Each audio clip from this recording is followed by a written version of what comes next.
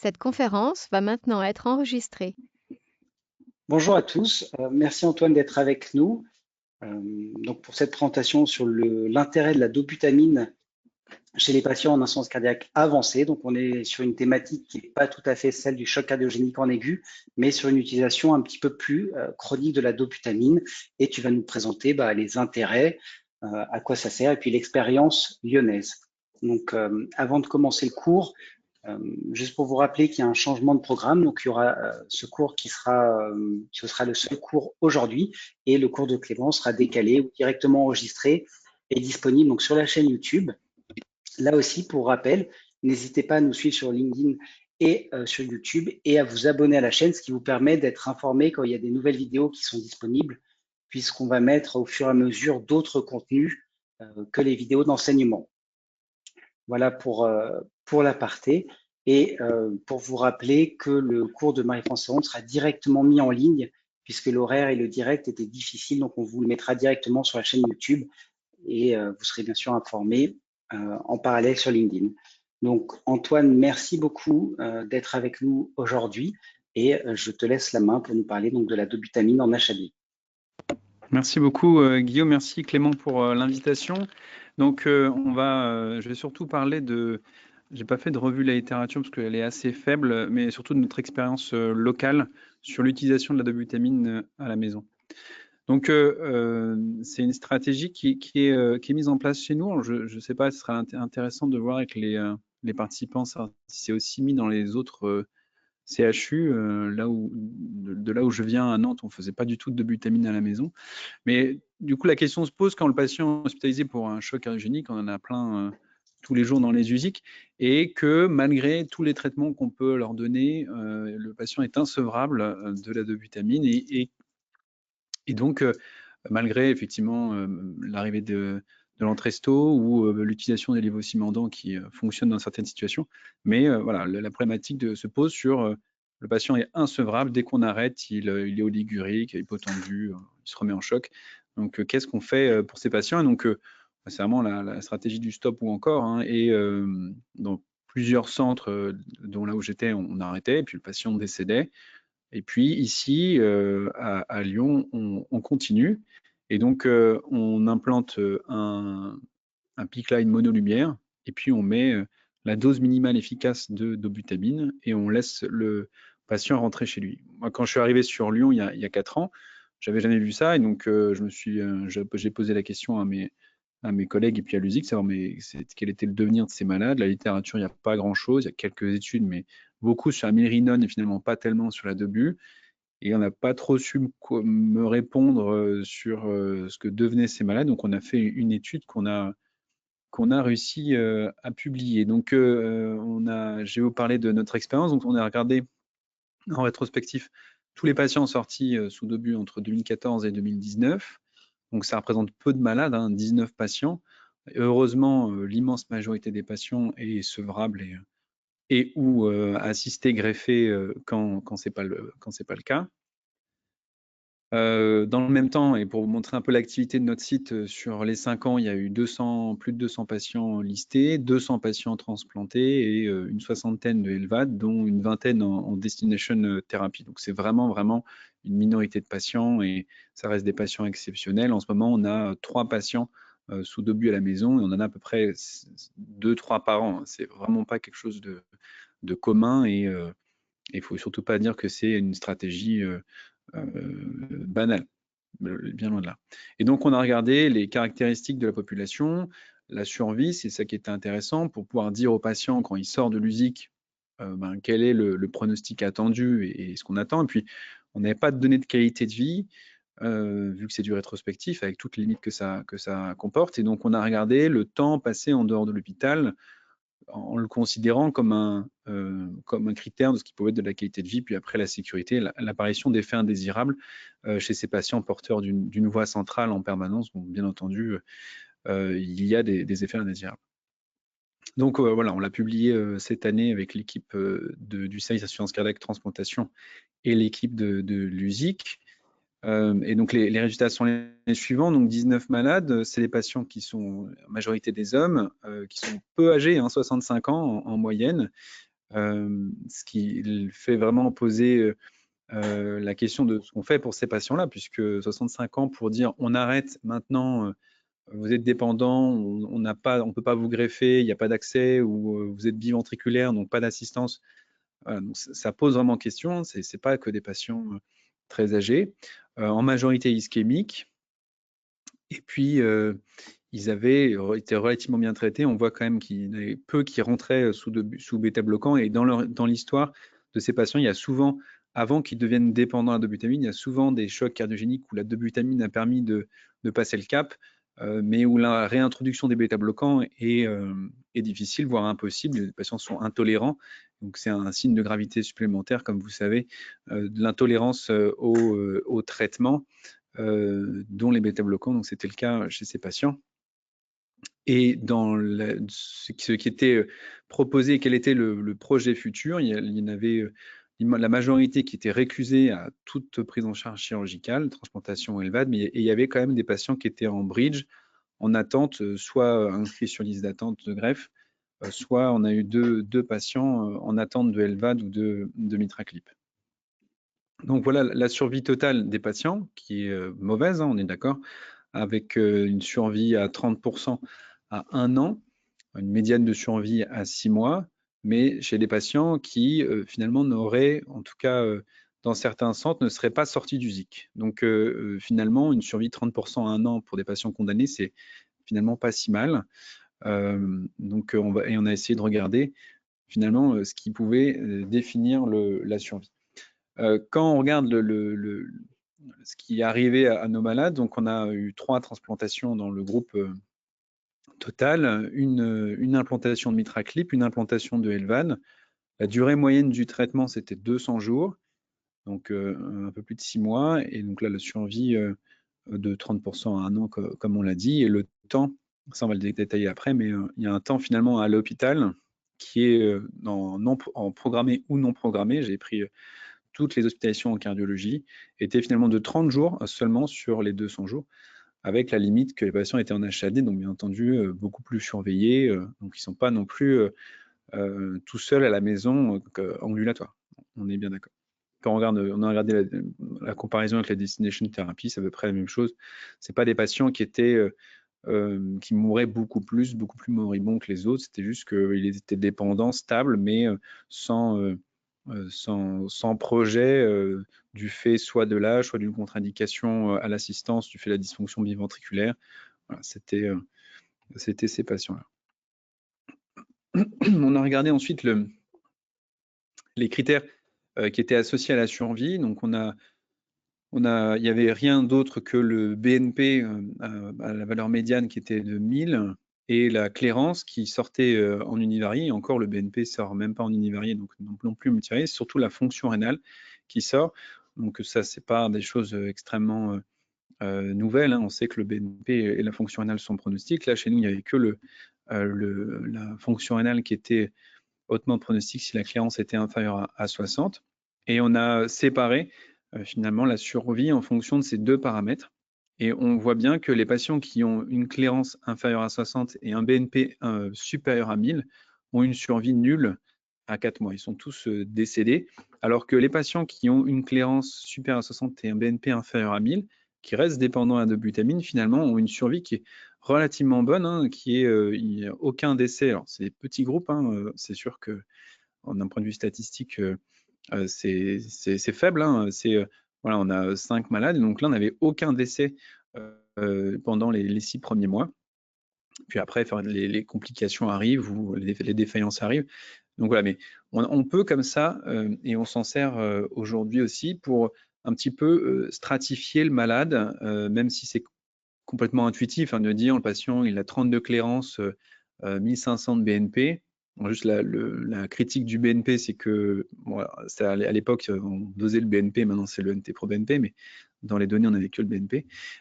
Mais on peut déjà dire le patient, voilà, une clairance altérée, un BNP supérieur à 1000, qu'on va avoir effectivement une survie qui est très mauvaise d'expérience, hein, sur nos faibles cohortes évidemment, et donc on va tout de suite mettre en place, enfin, de façon beaucoup plus agressive et insistante la question des soins palliatifs. Alors que chez le patient qui, finalement, qu'on n'arrive pas, c'est vrai qu'il y a des toutes petites doses de dobutamine, sachant que la dose moyenne était de 2,8 gamma-kilonewtons, donc ça reste des doses qui ne sont pas très importantes. Les patients qui sortent avec un BNP élevé, mais inférieur à 1000 et une bonne clairance, on peut quand même se dire qu'on va rester actif, le surveiller de façon relativement rapprochée pour, pourquoi pas, proposer un sevrage un peu tardif et puis optimiser le traitement avec l'augmentation des IEC, des anti-aldostérone, donc bien entendu pas de bêta-bloquant, et puis on pourrait là effectivement introduire une glyphosine et puis voir si sur le plus long terme on ne peut pas proposer du sevrage tardif, et ce qui a été fait chez 3 malades où on a pu à distance de la mise sous dobutamine à la maison arrêter finalement la dobutamine de façon programmée, en hospitalisation, avec une surveillance évidemment. Et puis les causes de décès, donc il y a eu effectivement beaucoup de décès, 11 des 19 patients sont décédés sous dobutamine, donc donc les causes sont les suivantes, donc l'insuffisance cardiaque terminale, des infections sur PICC line, des limitations de soins, un choc cardiogénique et une cause inconnue. Et ce qui est extrêmement donc je vous dis, il y a eu 3 transplantés dans cette cohorte. Donc, et ce qui est extrêmement un petit peu dérangeant quand on a regardé le devenir des patients, c'est qu'on a eu 2 patients qui sont arrivés, donc qui étaient stables sous dobutamine, qui arrivent de façon en ambulatoire avec la dobutamine dans le bras, mais qui arrivent à la greffe, donc pas sous ECMO, hein, c'est des patients appelés sans ECMO, et qui en post-op immédiat à J3 et J13 font une dysfonction de greffon et donc décèdent.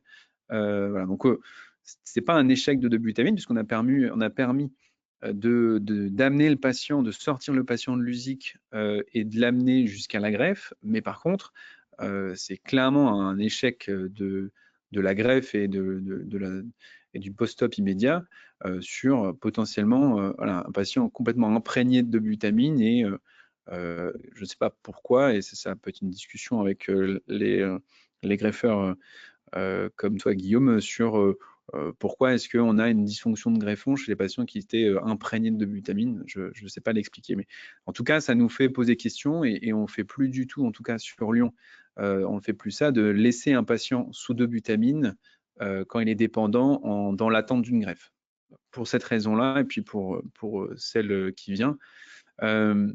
Donc là, c'est ce que je disais tout à l'heure, donc en termes de réhospitalisation, donc j'ai regardé en toute cause, réhospitalisation en cardiologie, programmée ou non programmée, et on voit que sur les 200 jours de traitement moyen en dobu, ils ont seulement 30 jours à l'hôpital versus 163 à la maison en moyenne.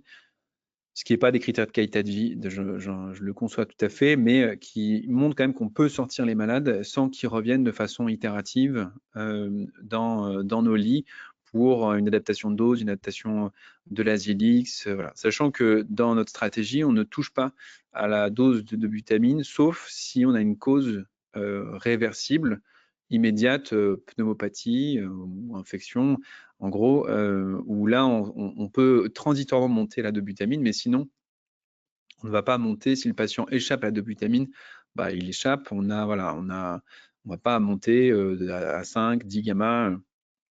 Ça n'a plus vraiment de sens pour un patient qui est étiqueté en palliative. Donc la sécurité, il y a 25% de complications dans notre cohorte, ce qui est vraiment beaucoup. Et la seule complication qu'on a dans notre population, c'est que des infections. Alors que dans la littérature, il y avait quand même des cas de thrombose ou des cas de section. Nous, on n'a pas eu ce genre de problème. On n'a pas eu besoin de changer des PICC lines en urgence sur des thromboses ou des sections. C'était que des infections, 5 infections majeures. Et les infections sont systématiquement mortelles. Elles sont très rapidement septicémiques. Et on a du coup des chocs septiques très rapides, des endocardites tricuspides. Et là où aussi, on se dit qu'on ne fait plus de bridge transplantation en dobu, c'est qu'on avait un patient justement qui est en attente de greffe et qui est mort d'un choc septique à Candida sur son PICC line. Et quand on regarde les temps, je n'ai pas récupéré la donnée, mais quand on regarde les temps d'apparition de l'infection, elle n'est pas liée au temps enfin en tout cas sur nos malades, hein, donc 5 patients, elle n'est pas liée au temps par rapport au peak line. C'est qu'on peut avoir des infections assez rapides et puis des infections assez tardives. Donc justement, le bridge, ça faisait pas très longtemps qu'il était sous Dobu à la maison. Donc ça nous fait aussi dire que ce n'est pas la stratégie à adopter, d'autant que maintenant on va très facilement mettre un LVAD avec une ECMO droite si le VD est un peu limite, où on a quand même accès à soit le HeartMate 6, soit d'autres assistances biventriculaires. Mon Carmat est arrêté, mais voilà, on a d'autres possibilités. Donc laisser une porte d'entrée infectieuse majeure avec un risque de complication de 25%, chez un patient chez qui on a un projet chirurgical lourd, ça paraît pas raisonnable et c'est pour ça qu'on ne le fait plus. Donc voilà un petit peu ce que je voulais vous dire. Donc le take-home, c'est qu'on peut faire du Dobu à la maison. C'est possible. Avec ça permet un retour à la maison et peu de respiration, et surtout ça permet une sortie du ZIC. Donc ça c'est relativement intéressant. Chez les patients, bien entendu, et ça c'est important, et c'est de ce travail que maintenant on peut vraiment informer les patients de façon claire et honnête sur ce qu'on attend de ce traitement, et donc on leur dit très clairement que effectivement la survie, même si ils s'en rendent bien compte qu'ils sortent avec un peak line dans le bras, avec une infirmière qui passe matin et soir, que ça va pas bien, mais c'est quand même, moi je pense, important d'informer le patient sur son espérance de vie attendue, donc médiane de survie à 6 mois, mais avec une possibilité toujours en fonction de l'évolution des marqueurs biologiques, de l'évolution du patient, de ce qu'on peut réintroduire comme traitement, est-ce qu'on peut titrer un peu les IEC, voilà, de dire qu'on peut effectivement, dans certaines situations, tenter un sevrage tardif. Le risque infectieux est majeur, évidemment, on change les peak lines tous les 6 mois. Et évidemment, il faut adosser une prise en charge palliative pour ces patients-là qui ont une survie très mauvaise. Et je vous remercie pour votre attention. Merci beaucoup Antoine pour ce super topo. Pour ma part, je trouve que ça donne lieu à pas mal de discussions. À Toulouse, nous, on fait pas de cure de Dobu à la maison historiquement. Il n'y a pas de raison particulière, mais ça s'est pas fait. Et par contre, on s'est mis à faire depuis maintenant 2 ans, pour certains patients, et probablement peut-être pas assez, des cures de Levo. Et donc, les patients viennent en hospitalisation. Au départ, on voulait faire en hospitalisation de jour, mais en termes financiers, ça passe pas. Donc, ils viennent en hospice radie, ils passent juste une nuit avec nous et on fait 24 heures de Levo. Comment tu positionnes, toi, la Dobu à domicile par rapport à ces cures itératives de lévosimendan chez ces patients où très clairement, on est soit en bridge, mais tu as montré les limites et c'est clairement les mêmes, hein, soit en destination thérapie? C'est vrai que, alors, j'ai pas repris tous les dossiers de ça, mais on a aussi, j'ai commencé à faire un travail sur le Levo et on fait beaucoup de lévosimendan à Lyon. Ils en ont fait vraiment beaucoup. Et finalement, les patients qui étaient insevrables facilement, j'ai envie de dire, de la dobutamine, ils avaient du lévosimendan.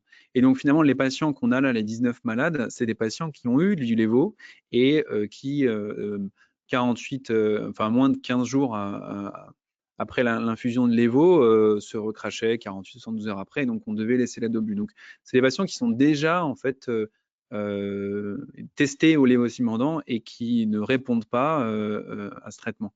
Après, et on a beaucoup de malades finalement qui sont insevrables, qui ont du lévo et qui sont sevrables. Et après, on ne va pas réitérer la cure, ça on le fait assez rarement, parce que soit on attend effectivement qu'il se parce que je ne sais pas comment vous faites, si c'est programmé, du coup tous les 15 jours ou toutes les 3 semaines, Ouais. tu fais la dose, ou est-ce que tu attends effectivement d'avoir des signes de bas débit, c'est tu le fais en systématique? C'est toute la discussion, mais dans l'absolu, c'est programmé. Ouais. C'est-à-dire que on va dire que il y a des patients qui tiennent 15 jours, il y en a qui tiennent plutôt 3 semaines, il y en a même qui tiennent un mois. Donc, en gros, on le sait, on essaie de prévoir tous les 15 jours ou 3 semaines. Après, ça pose des vraies questions à la fois financière, malheureusement, et éthique. Évidemment, j'ai pas la réponse, j'ai pas la prétention de l'avoir, mais c'est la grosse question de est-ce qu'on a un intérêt de faire ça ou pas? Quand tu dis que le temps passé à la maison et c'est un endpoint qui est pas terrible, ben pour ces patients-là, je pense que c'est un bon endpoint, c'est-à-dire qu'on sait qu'ils vont mourir et quitte à mourir, ben pour ma part et souvent pour eux aussi, ils préfèrent mourir à la maison et entre-temps gagner un petit peu. L'impression qu'on a, c'est qu'on ne prolonge pas la survie avec ces cures-là, mais probablement on améliore un peu la qualité de vie autant par la fatigue, le souffle, que par le fait d'être à la maison. Je pense que Ouais, vous en pensez vous, hein. c'est clairement la stratégie effectivement qu'on a adoptée parce que voilà, Antoine a bien présenté les résultats et puis les limites.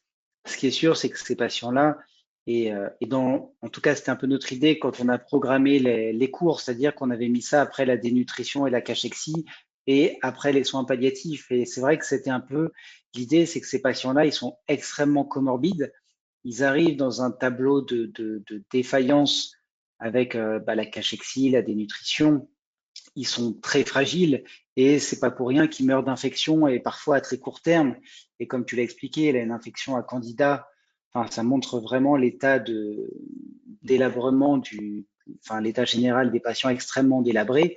Et puis chez les transplantés, je pense que là aussi, c'était une stratégie qui a été mise en place il y a déjà quelques années chez des patients qui étaient, pour certains, au bridge sous décision, et puis pour d'autres qui étaient inscrits et qui voulaient retourner à la maison. Mais on se rend bien compte que d'une part, il continue de se dégrader sous ce traitement-là, c'est-à-dire que oui, il rentre à la maison. Pour des patients en fin de vie, c'est plus agréable d'être à la maison, de profiter un peu des proches, de mettre en ordre les choses, mais bien sûr adossé à une équipe de soins palliatifs, mais c'est pas un projet construit thérapeutique avec un objectif là aussi d'aller à une transplantation, quelque chose de plus agressif, parce qu'on sait qu'ils vont continuer à se dégrader.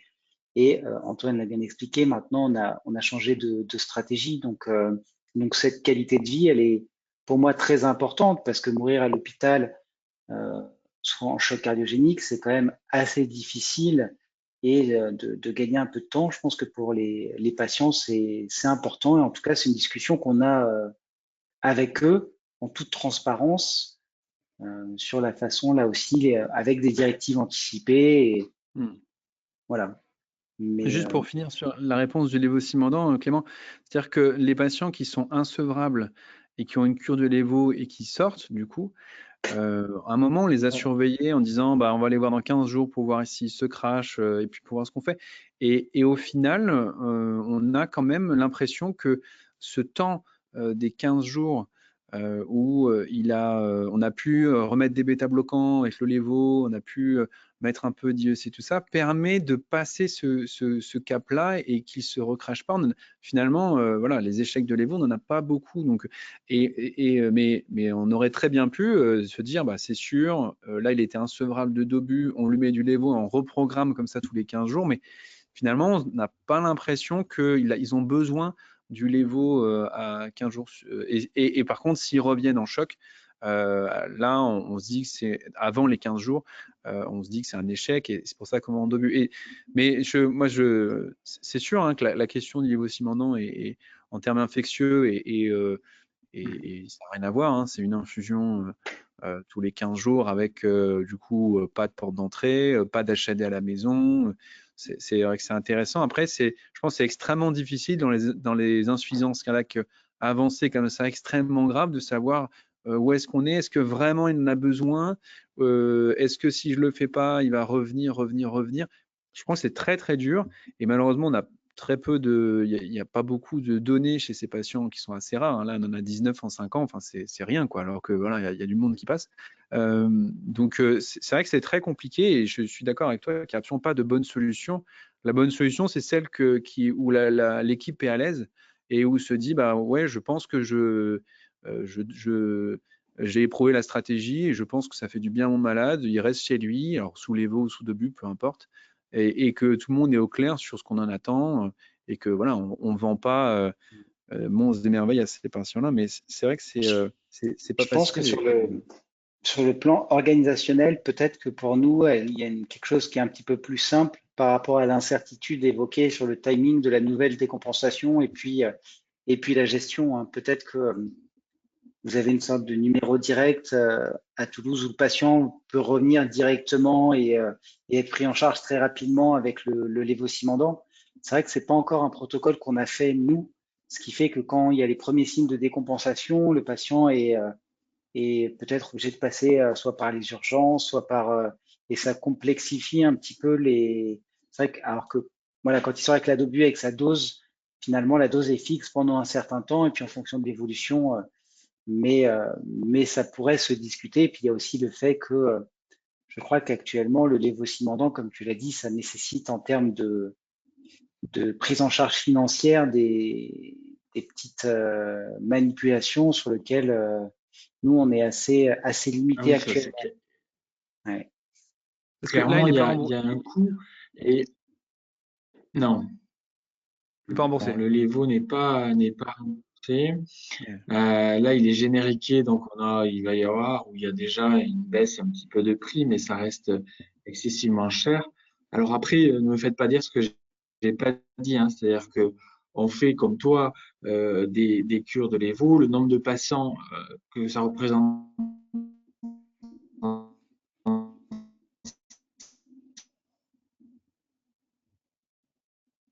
5 ans, ça doit être à peu près le même que toi, et c'est-à-dire pas beaucoup, hein. Et la discussion est toujours la même, c'est-à-dire à quel moment on accueille vie au patient versus on prolonge une situation qui de toute façon est vouée à l'échec et on est dans ce qu'on pourrait appeler de l'acharnement. Et c'est vrai que la discussion, elle est au sein de l'équipe, elle est toujours assez animée, hein, en toute sympathie, mais assez animée parce que il y a ceux qui connaissent le patient chronique qui disent, mais attends, il est un peu mal, mais et puis il y a ceux qui en aigu qui disent, mais attends, ça fait 2 fois que je le vois, c'est fini, quoi. Et il n'y a pas de bonne réponse. Et en effet, c'est avec le patient qu'il faut le voir. Moi, je suis assez étonné sur la dobu que vous faites à domicile, sur l'organisation pratique, en fait. C'est-à-dire que tu arrives à avoir une HAD, une équipe infirmière qui est OK pour avoir un pousseringue électrique Ouais, de dobu à la maison, c'est ça? alors c'est pas en pousseringue, c'est les petites cassettes, un peu comme pour les antibiotiques à la maison pour les EI, tu vois. C'est donc ils ont un petit truc Ah, c'est autour des du espèces de cou. trucs qui se rétractent, là. Ouais, voilà, c'est vraiment ça tient dans la poche quoi. Donc c'est hyper concentré avec un débit faible Mm. et du coup il peut se déplacer, il vient en consulte avec, voilà, il n'est pas branché au mur avec un pouce-seringue et c'est vrai que moi j'étais aussi assez étonné de voir que l'HAD, alors nous c'est une HAD privée, hein, mais soins et santé, mais qu'au final ils nous appellent pas non plus toutes les 5 minutes parce qu'il y a pas d'opposition particulière. C'est comme si, pour eux, j'ai l'impression que c'est comme si c'était des antibiotiques, quoi. Donc, il n'y a pas Ouais, c'est ça. d'opposition, alors que clairement, ils pourraient nous dire, mais attendez, là, la dobu hors musique, vous êtes vraiment sûr, là? Parce qu'on est clairement hors MM, on est hors tout, quoi. Il n'y a Mm. pas d'autorisation pour faire ce genre de truc. Donc, c'est le prix à payer pour laisser sortir le patient.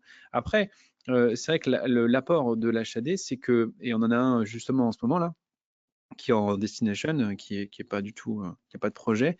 Et en fait, il y a une surveillance quand même hyper étroite. Et là, typiquement, notre malade, il est relativement instable d'un point de vue congestif à la maison. Et donc, il nous appelle tous les 2 jours pour qu'on adapte le traitement, la dose de diurétique, tout ça. Donc, ça permet quand même, chez les patients très border, de les laisser à la maison et d'adapter les traitements comme ça, quoi. Lui, il a une balance connectée, donc on voit l'évolution du poids en fonction des traitements, tout ça. Ouais, Donc, c'est ça, euh, tu combines. ouais, ouais, là on met tout, quoi. Mais c'est vrai que donc ça Et c'est est-ce que bien, tu as dans le sens où un protocole écrit? non, il n'y a pas de protocole écrit. Ça nous a jamais été demandé. C'est peut-être une erreur. Après, c'est vrai que c'est pas forcément toujours les mêmes équipes, quoi, aussi. Donc, Après, sur le ils vont. protocole écrit, c'est que la décroissance de la dobutamine en fait est gérée par l'USIC, les soins Ouais. intensifs Donc, doute bien que classiques. si je te demande le protocole écrit, c'est Ouais. que ta description de ce que vous pouvez faire, Mm. Ah, ça Ah, coupe un peu, ça- Clément. ça m'intéresse un peu parce que Oui, oui, oui. on a des patients pour lesquels je pense qu'on pourrait. Ouais, Ouais. Vas-y, on t'écoute. Je te posais cette question parce que ça m'intéresse évidemment. On a des patients pour lesquels ça pourrait être une proposition, et évidemment une proposition, puisque c'est au patient de choisir comment il voit les choses. Et c'est pour ça, peut-être je reviendrai vers toi pour avoir quelques détails, pour voir ce Ouais, qu'on peut faire sur Toulouse pour les après, quelques patients qui se posent des questions. ouais, après sur le papier, on a détaillé notre protocole, mais c'est un protocole informel dans le sens où c'est ce que fait les intensivistes. Le patient est insevrable de dos bu, ils atteignent donc ils essaient une première fois les veaux, enfin voilà, ils font leur boulot d'intensiviste et ils le font très bien. Et ils essaient d'atteindre la dose minimale efficace. En gros, on a eu des patients à 1 gamma, mais c'est vraiment, c'est en gros 2, 3 gamma maximum. C'est vrai qu'il n'y a jamais besoin de beaucoup plus pour maintenir une diurèse. Et ils ne regardent pas du tout, il n'y a pas de soigne, il n'y a pas de débit à l'écho. Ça, ils ne regardent pas, ils ne vont pas aller normaliser un débit échographique ou hémodynamique, ils vont vraiment chercher la première réponse clinique, quoi, de dire sous 2 gamma, il a un index à 1,5 litre, mais il pisse, ok, c'est bon, c'est 2 gamma et on ne bouge pas de 2 gamma. Et après, par contre, et on fait pareil pour le sevrage, c'est qu'on les hospitalise, puis on va diminuer la dose par 2, on vérifie 48 heures que le patient se remet pas en choc, et puis puis on arrête. En gros, on passe de 2 à 1, puis de 1 à 0, et on surveille comme ça. Mais c'est vraiment de la clinique, quoi, de la clinique pure sur est-ce qu'il a maintenu une diurèse, est-ce que Après, la créate a explosé. sur la WHAD, ce qu'on peut faire, c'est qu'on peut formaliser un petit papier qu'on enverra Clément avec grand Ouais. plaisir, et puis à ceux qui le souhaitent. Et puis, ce que je propose, c'est que dans la description de la vidéo, on mette les liens vers l'article pour ceux que ça peut intéresser Oui, aussi. Et comme ça, ce sera complet. Voilà, complètement. Isaac. Dernière question avant de te libérer. Concernant ce d'obus, les arythmies, vous avez eu ou pas? Non, il n'y a pas eu il y avait 50% de patients qui avaient un DEF. On n'a pas désactivé le DEF. À un moment, on C'était la mettait question qui allait suivre. l'aide au but. Ouais, on n'a pas désactivé le DEF. On n'est pas très bon. On essaie de s'améliorer en soins palliatifs, mais c'est vrai que sur les questions de désactivation de prothèses, pour l'instant, on n'est pas arrivé là, mais on va probablement y arriver. Mais non, il n'y a pas eu de patient qui est passé en orage rythmique ou qui a choqué sur son DEF de façon. Et c'est pareil on a regardé les autres complications parce que ce qui est décrit après aussi, c'est des hyperéosinophilies importantes. On n'a pas eu de signal particulier. Vraiment, à part l'infection, on n'a pas eu de complications. On a eu que la complication finalement du PICC line et pas vraiment de complications liées à la DOBU. Enfin, pas du tout même, de complications liées à la DOBU. Ben, merci beaucoup pour ce topo hyper intéressant à appliquer probablement ailleurs. En tout cas, tu nous as donné plein d'idées. Je serais ravi de voir votre papier et de pouvoir en rediscuter une prochaine fois. Avec plaisir. Guillaume, je te laisse le mot de la fin. Oui, et ben, écoutez, pareil, hein, n'hésitez pas si vous avez des questions, des commentaires. Je pense qu'Antoine ira faire un tour, que ce soit sur LinkedIn ou sur la chaîne YouTube, pour éventuellement répondre à vos questions. Et puis, n'hésitez pas à le contacter directement aussi. Voilà, on sera toujours heureux de pouvoir répondre à vos questions. Et puis, nous, on se retrouve la semaine prochaine pour 2 cours extrêmement intéressants. Il y aura un premier cours sur la congestion du patient en soins cardiaques sévères qui est fait par le professeur Girard de Nancy, qui a énormément travaillé, notamment sur la congestion en échographie, et puis sur l'insuffisance cardiaque en général. Et puis, quelque chose à la mode, c'est la place du shunt interatrial. C'est une technique qui se développe. Et le professeur François Roby de Montpellier nous fera une présentation sur les premiers travaux et quelle pourrait être la place de ce shunt dans la prise en charge de nos patients. Donc, n'hésitez pas à nous retrouver donc, sur la chaîne YouTube, sur le site LinkedIn, et puis on se retrouve en direct à la même heure vendredi prochain. Voilà. Merci à tous et à bientôt. Bonne journée tout le monde. Merci. Merci Clément. Merci Antoine.